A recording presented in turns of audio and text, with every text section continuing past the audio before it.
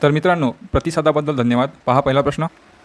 खालीलपैकी कोणता दिवस आंतरराष्ट्रीय महिला दिन म्हणून साजरा केला जातो? हा प्रश्न आपण कम्युनिटी पोस्टमध्ये सुद्धा टाकला होता. खूप साऱ्या विद्यार्थ्यांनी अतिशय योग्य उत्तर दिलेले आहे. पहा, ऑप्शन आहे 15 मार्च, 8 मार्च, 8 फेब्रुवारी, 8 एप्रिल. तर उत्तर आहे पर्याय क्रमांक 2, 8 मार्च. पहा दुसरा प्रश्न.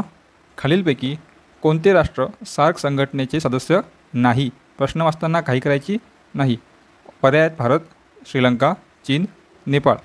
तर उत्तर आहे मित्रांनो पर्याय क्रमांक 3, चीन हा देश सार्क संघटनेचा सदस्य नाही. आता सार्क म्हणजेच SAARC, सार्क याचा लॉंग फॉर्म काय होतं? तर एस म्हणजेच साऊथ, ए म्हणजे एशियन, हा ए म्हणजे असोसिएशन रिजनल कॉर्पोरेशन, म्हणजेच काय होते? सार्क संघटना. मराठीत जर म्हटलं तर दक्षिण आशियाई प्रादेशिक सहकार संघटना. यामध्ये एकूण किती देश येतात? तर एकूण 8 देश यामध्ये समावेश आहे आणि याची जी स्थापना आहे ते झाली आहे 1985 साली. तर 8 देश कोणते कोणते आहे लक्षात ठेवा. एक आहे अफगाणिस्तान, दुसरा आहे बांगलादेश, तिसरा आहे भूतान, ठीक आहे, चौथा आहे आपला भारत, पाचवा आहे नेपाळ, सहावा आहे मालदीव, सातवा आहे पाकिस्तान आणि आठवा आहे श्रीलंका. असे एकूण 8 देश या सार्क संघटनेमध्ये येतात. कमेंटमध्ये सांगा की सार्क संघटनेचे मुख्यालय कुठे आहे. पुढचा प्रश्न पाहू. पहा, महाराष्ट्रात कुंभमेळा कोणत्या ठिकाणी भरतो? ऑप्शन आहे पंढरपूर, वरुड काजी, नाशिक, शिर्डी. तर उत्तर आहे मित्रांनो पर्याय क्रमांक 3, नाशिक. मित्रांनो, नाशिक येथे गोदावरीच्या उगमस्थानावर त्र्यंबकेश्वर येथे हा कुंभमेळा भरतो. आणखी याबद्दल बोलायचे म्हटले तर हरिद्वार, दुसरे म्हटले तर प्रयागराज, तिसरे उज्जैन आणि चौथे नाशिक या 4 ठिकाणी हा कुंभमेळा नेहमी भरत असतो. तुम्हाला जर विचारले की दर किती वर्षांनी कुंभमेळा भरतो तर लक्षात ठेवायचे दर 12 वर्षांनी कुंभमेळा भरत असतो. कुठे कुठे भरतो? तर एक म्हणजेच हरिद्वार, ठीक आहे, दुसरे म्हणजेच आता आपण पाहिले नाशिक, चौथे उज्जैन आणि पाचवे ठिकाण प्रयागराज, ठीक आहे. तर या 4 ठिकाणी दर 12 वर्षांनी कुंभमेळा हा भरत असतो. आणि नाशिक येथे विचारले तर कुठे भरतो? तर गोदावरीच्या उगमस्थानी त्र्यंबकेश्वर येथे. नोट्स काढायचे असेल तर काढून घ्या. पुढचा प्रश्न पाहू. पहा, एव्हरेस्ट शिखर सर करणारी पहिली भारतीय विकलांग महिला कोण?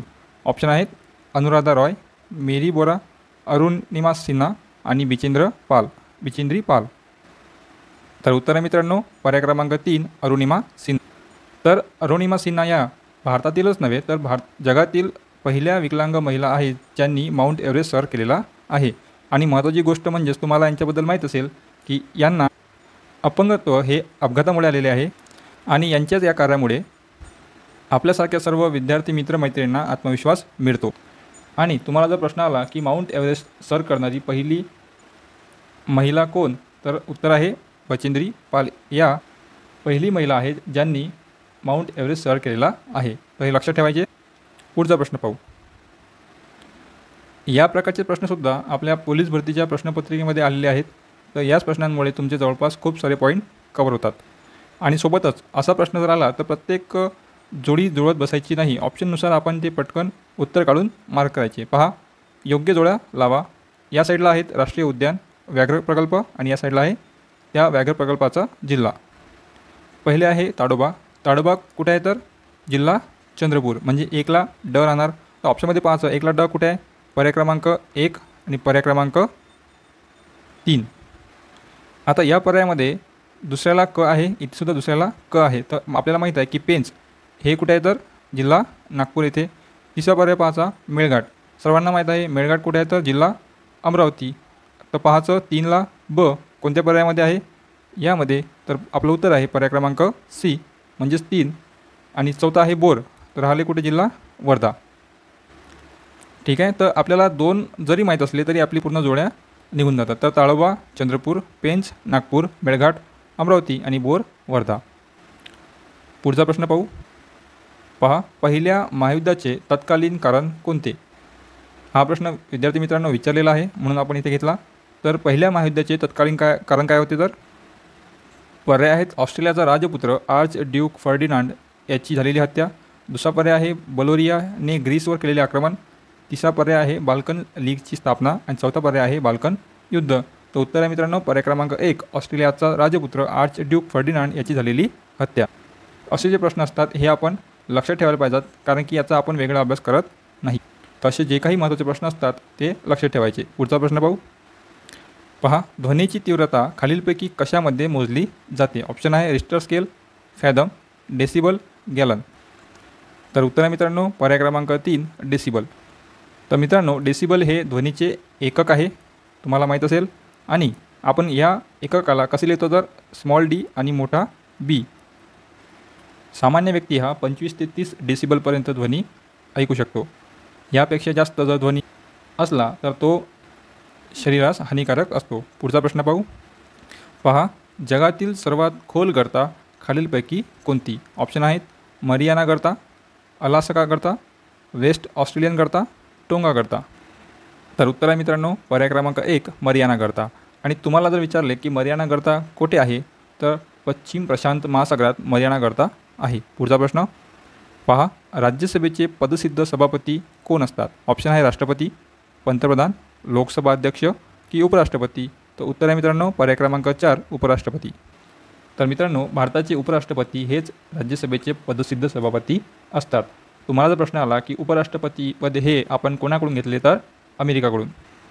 उपराष्ट्रपती पद यांचा कलम जे आहे राज्यघटनेमध्ये ते कोणतं आहे? कलम 63 लक्षात ठेवायचं आहे. आणि तुमच्यासाठी प्रश्न आहे की सध्याचे उपराष्ट्रपती कोण आहेत? कमेंटमध्ये नक्की लिहा.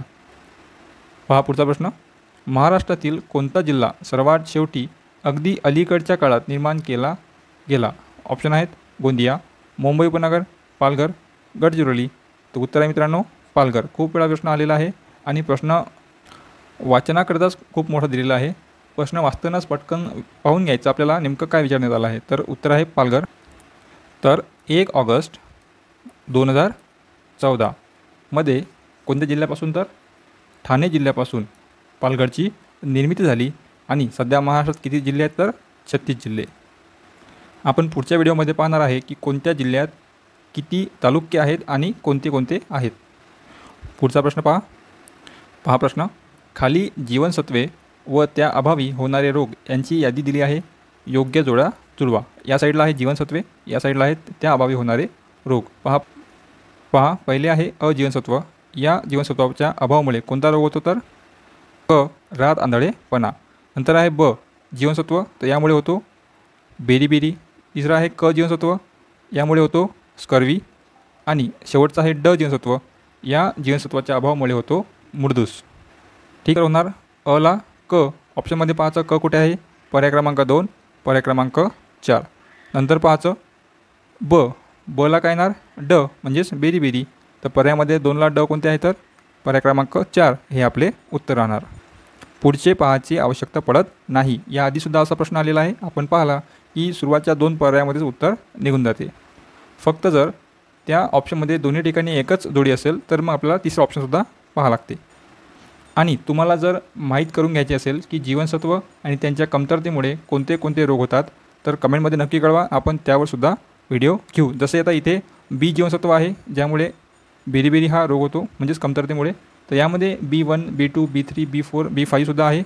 नंतर क आहे जीवनसत्व, यामध्ये सुद्धा एकापेक्षा जास्तसुद्धा रोग होतात. तर हे माहीत करून घेण्यासाठी मला कमेंटमध्ये कळवा, जेणेकरून मी तो तुमच्यासाठी व्हिडिओ घेऊन येणार. पुढचा प्रश्न पाहू. पहा, लोकसभेचे सदस्य होण्यासाठी किमान वयोमर्यादा किती आहे? ऑप्शन आहे 18, 20, 21, 25. तर उत्तर आहे पर्याय क्रमांक 4 25 वर्ष किमान वयोमर्यादा पाहिजे. कशासाठी तर लोकसभेचे सदस्य होण्यासाठी.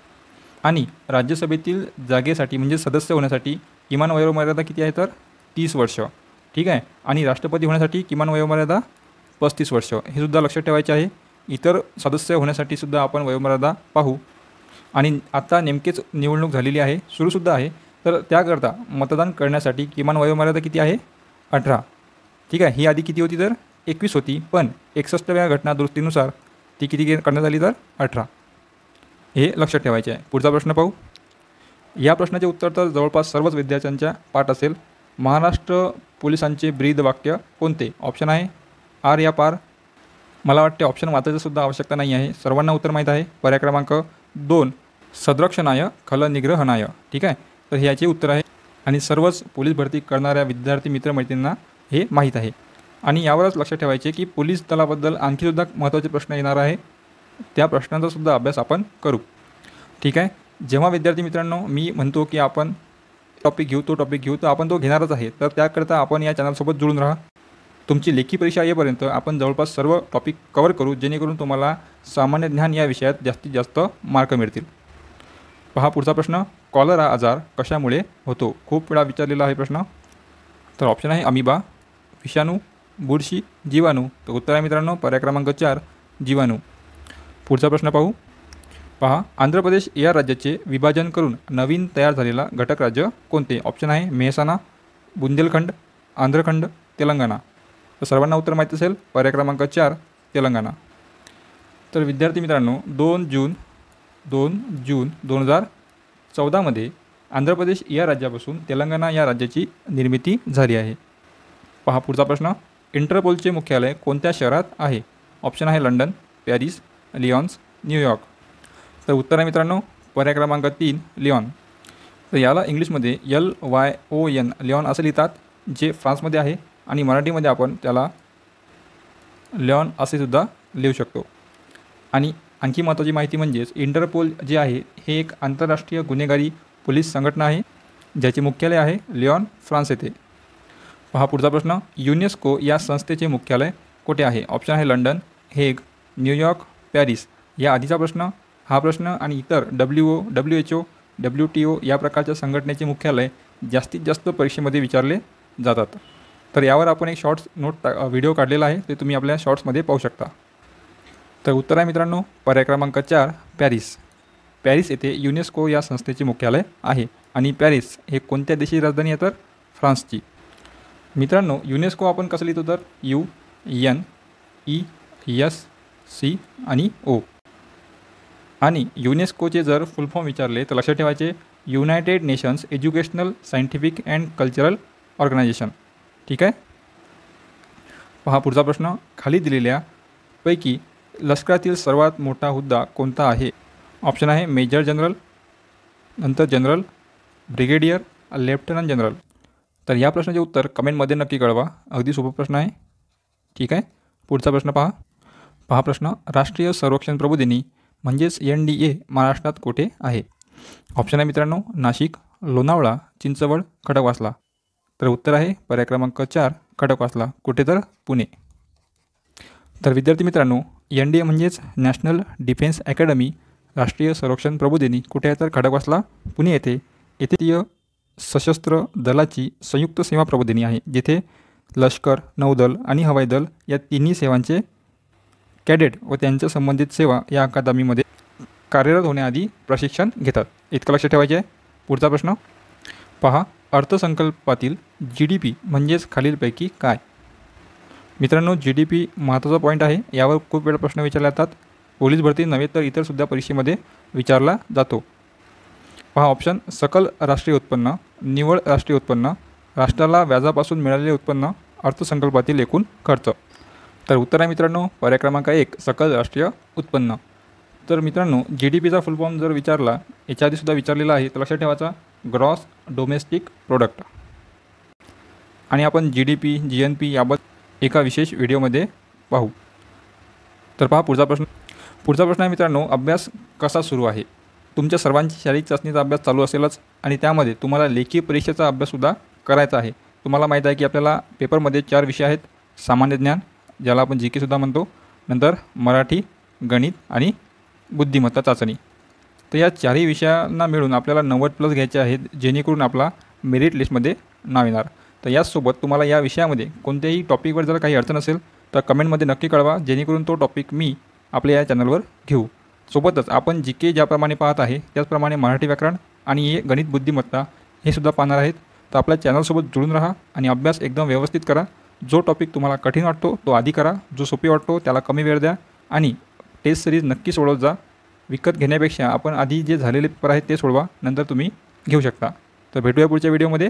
धन्यवाद.